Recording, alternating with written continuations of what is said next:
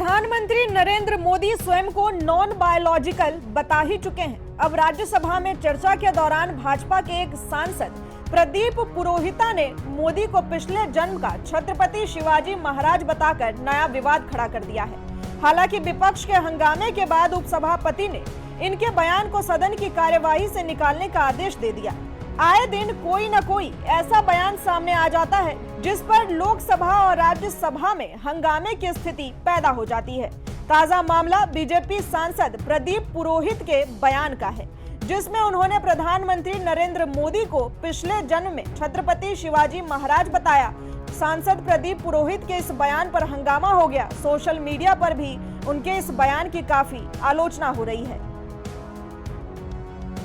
अब सुनिए कि प्रदीप पुरोहित ने अपने बयान में क्या कहा है।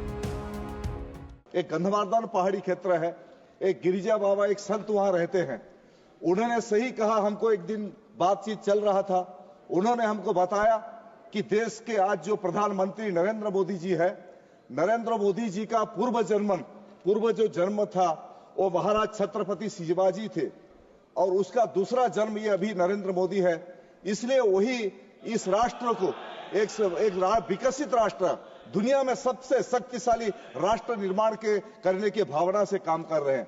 सांसद प्रदीप पुरोहित ने साफ तौर पर कहा कि गिरिजा बाबा नाम के एक संत ने उन्हें बताया कि देश के पीएम नरेंद्र मोदी पूर्व जन्म में छत्रपति शिवाजी महाराज थे, इसलिए वो राष्ट्र निर्माण में काम कर रहे हैं। कांग्रेस सांसद वर्षा एकनाथ गायकवाड़ ने बीजेपी सांसद के वीडियो को पोस्ट करते हुए कहा, अखंड भारत के आराध्य देव छत्रपति शिवाजी महाराज का बार बार अपमान करने और महाराष्ट्र दुनिया भर के शिव प्रेमियों की प्रतिष्ठा को ठेस पहुंचाने के लिए भाजपा नेतृत्व द्वारा एक सुनियोजित साजिश की जा रही है। उन्होंने कहा, इन लोगों ने छत्रपति शिवाजी महाराज की मानद टोपी नरेंद्र मोदी के सिर पर रखकर शिवाजी महाराज का घोर अपमान किया है। अब इस भाजपा सांसद का घिनौना बयान सुनिए।